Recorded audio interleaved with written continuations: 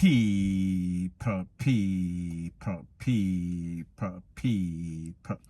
Que pasa, sac passe, what they do. Now, people, I've said it before on several occasions, and I am going to say it once again, one more again. It is official. Jamaica has gone to the dogs, and people, when we talk about the dogs, me not talk about no Alsatian or no German Shepherd. Me I talk about some mangy, me I talk about some mongrel, me I talk about some jonker.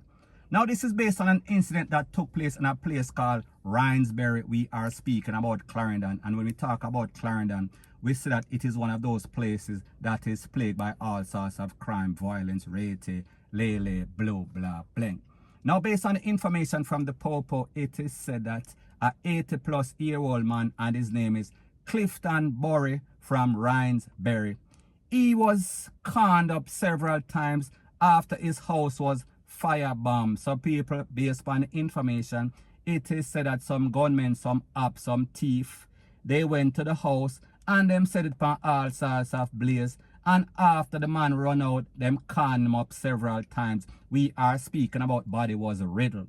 Now, based on the information, it is said that this man is basically a man of the church. So therefore, he is not any type of violence producer.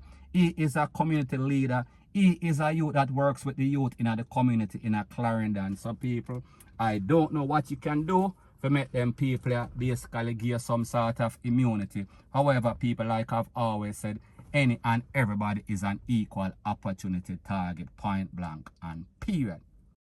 Now, when we listen to stuff like this and we hear that this is a man that is in his 80s, we have to wonder what kind of heart, what kind of conscience. Is their conscience, is their heart missing? What type of ice run through their vein for them to do something like this deliberately? Now, people, I don't know if it was dark and them things say some sort of young man. So based on this information, we can come to several conclusions or several scenarios. It is either it is said that this man is some sort of informant, so therefore he is bringing information to the Popo, or even more likely is the fact that if them can't catch Squawker, they are going to catch the shot. So therefore, somebody in his family, whether it is his grandson or his son himself, or somebody that is related to him, is basically wanted by these gunmen, by these shotter, and them can't catch them. So therefore, them catch the next of kin, them catch the next person, them catch a relative, and they catch him slipping, and they catch him and put him on him face. So people, what else can I say? Jamaica gone to the dog, point blank and period. So anyways, people, that is my views on the whole thing as it pertains to that. And like I said, it is just my views and opinion. It is not the gospel. Your views and opinion can be respectfully different from mine. But let me know what you think in the comment section. Bless up. Now, people, the first thing that is popping in the news is an update about a story that I did the other day. And I am speaking specifically about an incident that occurred in a place called McDonald District, Crooked River in Clarendon, in which a 61-year-old caregiver, and her name is Sharon Cole, she was limb up or hand taken off by her ex or a stalker, and his name is Dwayne Richards. Now, based on the information, like I said before, it is said that this lady was in some sort of shop, some sort of bar, some sort of establishment, and she was approached by this man, Dwayne Richards. Now, this is the underlying story. It is said that people are wondering, people are pondering, first of all. They don't know if they were in any sort of relationship. However, based on the lady Sharon's side of the story before she was taken out, she said that this man has been constantly stalking her, and she made it abundantly clear that she has her man and she's not looking for anybody. However, she tried to be civil with him. She tried to be politically correct, so therefore sometimes she would acknowledge him. A lot of the times she would basically brush him off. Now, on this specific day, it is said that they were in some sort of business, and he asked her to buy him a drink, and she bought him a drink, and he said thanks, and she ignored him. And it seems, people, I don't know if there's any sort of Jerry and nephew, and him start drink, and it kind of take him to the next extreme. So therefore him get DRUNK. Me no know.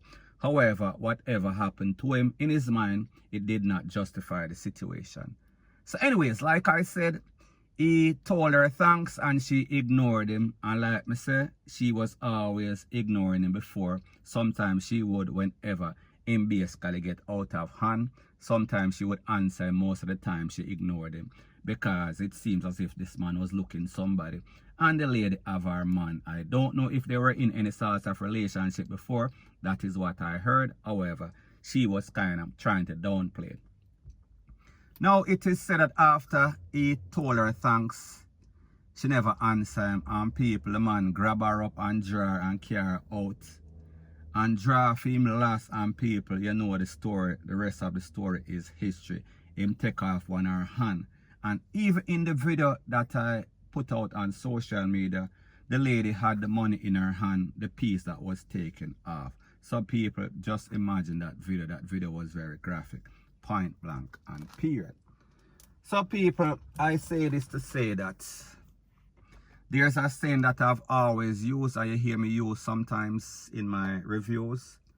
Don't start no ish, won't be no ish. So therefore, if you don't encourage people, if you don't acknowledge people from the start, from the get-go. Now people, I understand that in Jamaica that is kind of hard because a lot of these men, they are kind of persistent, especially when them head not 100%, especially when them have mental issue, especially when they are cross, angry, and miserable. So you have to understand sometimes why women acknowledge or even answer these men, because they are in fear for their life. Now people, I know that sometimes these ladies, these women, these victims, they go to the Popo station and they make report. However, the Popo don't follow up.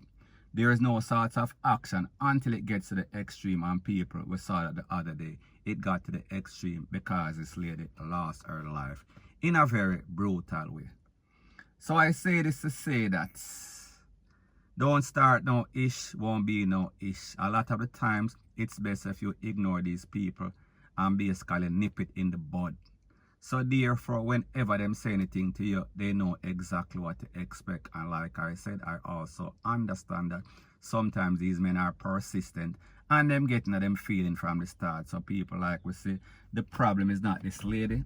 The problem is that we have a lot of persons that are walking up and down on the road that are supposed to be in some sort of institution, RE, Bellevue. They are not supposed to be in the free world, going up and down with the rest of us seeing people. However, with Sister Jamaica, them basically downplay the situation of mental illness, and it always comes back to haunt people. So people, that is the case in this case, point blank and period. So anyways people, that is my views on the whole thing as it pertains to that. And like me say, it is just my views and opinion. It is not the gospel. Your views and opinion can be respectfully different from mine, but let me know what you think in the comment section. Bless up.